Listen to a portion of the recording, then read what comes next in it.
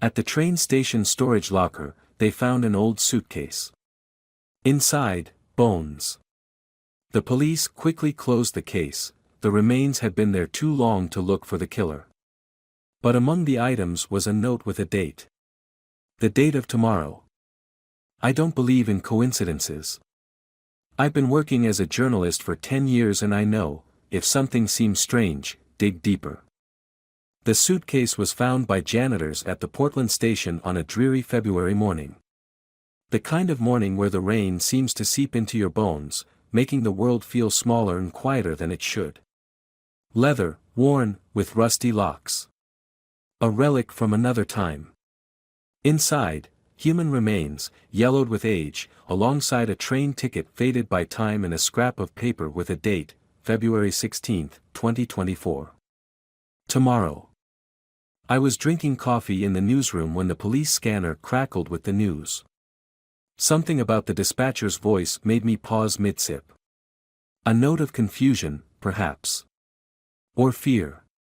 Within 20 minutes, I was at the station, press badge prominently displayed. The scene was cordoned off with yellow tape, a small crowd of curious onlookers gathering at the edges. Detective Morgan Riley was supervising the collection of evidence, her face a mask of professional detachment. I'd worked with her before. She was thorough, by the book, and generally tolerant of my questions if I stayed out of her way. "What can you tell me about the suitcase?" I asked, notepad ready.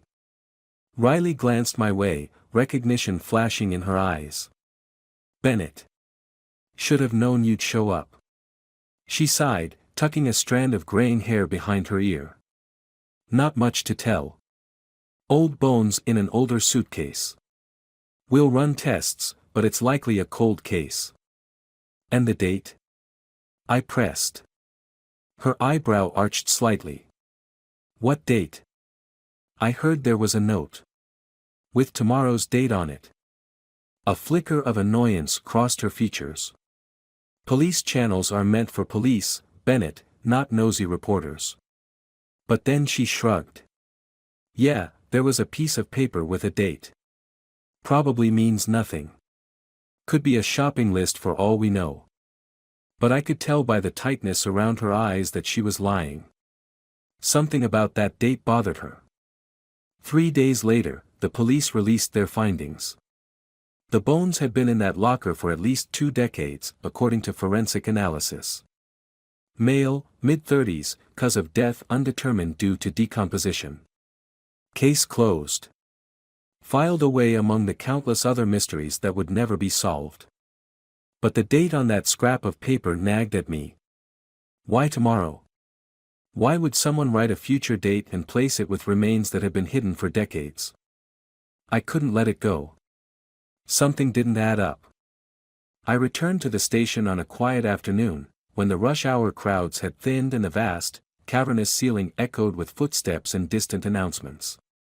The storage lockers were still there, though the one where the suitcase had been found was now sealed with an "out of order" sign. The ticket booth was manned by an elderly gentleman with kind eyes and liver spots dotting his hands. His name tag read Walter. I approached, pulling out my notepad and the photocopy of the ticket I'd managed to obtain from a source at the police department. "Excuse me," I said, sliding the copy across the counter. "I was wondering if you could tell me anything about this ticket." Walter adjusted his glasses, squinting at the faded document. His fingers, gnarled with arthritis, traced the printed numbers. Minutes passed as he studied it, his brow furrowing deeper. Finally, he looked up, something unreadable in his expression. "Where did you get this?" "It was found recently," I hedged. "In a suitcase." He pushed the copy back toward me, his hand trembling slightly. "This ticket is for a train that doesn't exist anymore." "What do you mean?"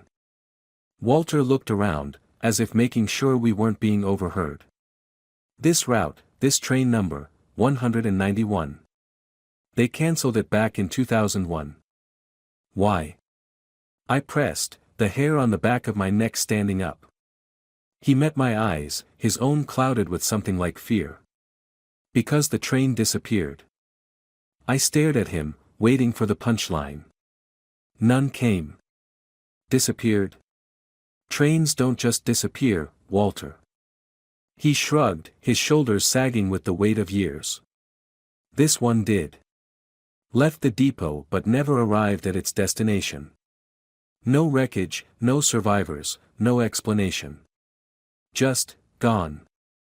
A chill ran down my spine. And no one knows what happened. There were investigations, theories. Some said it derailed in a remote area. Others thought it was hijacked. But nothing was ever proven. He tapped the ticket copy. After a while, people stopped talking about it. The company changed hands, records were lost or buried. Life moved on. I thanked Walter and left, my mind racing. A vanished train. A suitcase full of bones. A date that hadn't happened yet. Back at my apartment, I spread my notes across the kitchen table. The yellow glow of my desk lamp cast long shadows as night fell. I pulled up newspaper archives on my laptop, searching for information about Train 191. It took hours, but eventually I found it. Small articles, buried on back pages. In May 2001, Amtrak Train 191, traveling from Portland to Seattle, disappeared without a trace. 87 passengers and crew, all gone. Search parties found nothing. No wreckage, no bodies, no clues. The case had gradually faded from public consciousness, becoming an unsolved mystery, a footnote in the annals of unexplained events. I printed the passenger manifest and began cross-referencing names, looking for any connection to the bones in the suitcase. It was tedious work, and my eyes burned from staring at the screen. Just as I was about to take a break, a name jumped out at me. Lewis Hadley. Why did that sound familiar? I dug through my notes from the police press conference. And there it was. The preliminary dental records match for the remains, Lewis Hadley, aged 34 at time of disappearance. My pulse quickened. One passenger from that train had returned, as a set of bones in a suitcase. But why now? And who had placed him there? The next morning, I drove to the address listed for Hadley in the old newspaper reports. It was in a quiet suburb outside Portland, the kind of neighborhood where children's bicycles lay forgotten on front lawns and sprinklers created miniature rainbows in the summer. But Hadley's house stood out, overgrown, paint peeling, windows dark and empty. Abandoned. I parked across the street, watching the house for a while. No movement, no signs of life. Just a forgotten home slowly being reclaimed by nature. Finally, I got out and approached. The front door was locked, but I could peer through grimy windows. Dust-covered furniture, empty picture frames, a life interrupted and never resumed. On a whim, I checked the mailbox. Inside was a single envelope, crisp and white against the weathered metal. No dust, no age. It had been placed there recently. My hand trembled as I saw what was written on it. My name. I stood frozen on the crumbling walkway, holding an envelope that couldn't possibly exist. No one knew I was investigating this. No one knew I would come here today. With unsteady fingers, I tore it open. Inside was a train ticket. Not old, not yellowed. New. Pristine. Train 191. Portland to Seattle. Departure date, February 16, 2024. Tomorrow night. I nearly dropped it. How was this possible? Who was watching me? Who knew I would be here? I drove back to the city in a daze, checking my rearview mirror at every intersection, suddenly convinced I was being followed. The ticket burned a hole in my pocket, impossible and real. At my apartment, I double-locked the door and pulled the blinds. Paranoid, perhaps, but something was happening that defied explanation, and I felt exposed, vulnerable. I called Detective Riley. Bennett? It's my day off. This better be good. Her voice was gruff with interrupted sleep. The bones in the suitcase. They belong to Lewis Hadley, don't they? A long pause. How did you know that? We haven't released that information. He was on train 191. The one that disappeared in 2001. Another silence, longer this time. What are you getting at, Bennett? I think there's more to this story. Something impossible. I could almost hear her thinking, weighing how much to tell me. Finally, she sighed. Look, we found the bones. We identified them. Case closed. But the date is a coincidence. Or a mistake. Or completely unrelated. What if it's not? I pressed. What if something is going to happen tomorrow?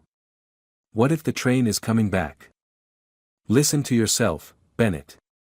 You sound crazy. Trains don't disappear and reappear 20 years later. Let it go. She hung up, leaving me alone with my thoughts and a ticket to nowhere. That night, I couldn't sleep. I paced my apartment, the ticket sitting on my coffee table like a challenge. Was I losing my mind? Or was I on the verge of uncovering something extraordinary? I decided to check the train schedules. There was no train 191 listed. No direct route from Portland to Seattle departing at the time on my ticket. Just as I expected. But something compelled me to go to the station the next night. Perhaps to prove to myself that I was being foolish, that there was a rational explanation for all of this. The station was nearly empty at that late hour, just a few stragglers waiting for the last trains of the night. I wandered through the cavernous main hall, footsteps echoing on marble floors, feeling slightly ridiculous. And then I saw it. In a far corner, away from the main information boards, stood an old arrivals and departures display. The kind with flipping panels rather than digital screens. It looked like it hadn't been used in years. Except it was lit up. And as I watched, the panels flipped, settling on a new listing. Train 191. Departure, 23:45. My breath caught in my throat. I checked my watch. 20 minutes until departure. This was insanity. There was no train. There couldn't be. And yet. I made my way to the platform indicated on the board, half expecting to find it empty. Instead, I found a single Amtrak train waiting, steam rising from its undercarriage in the cool night air. No passengers lined up to board. No conductor checking tickets. Just a solitary train that shouldn't exist. My phone buzzed in my pocket. A text from an unknown number. Are you coming, Mr. Bennett? I stared at the screen, blood turning to ice in my veins. How did they know I was here? How did they have my number? As if in a trance, I approached the train. The doors to one car stood open, spilling warm light onto the platform. Inside, I could see plush seats, but no passengers. I stood at the threshold, ticket in hand, heart pounding in my chest. What would happen if I boarded a train that disappeared 20 years ago?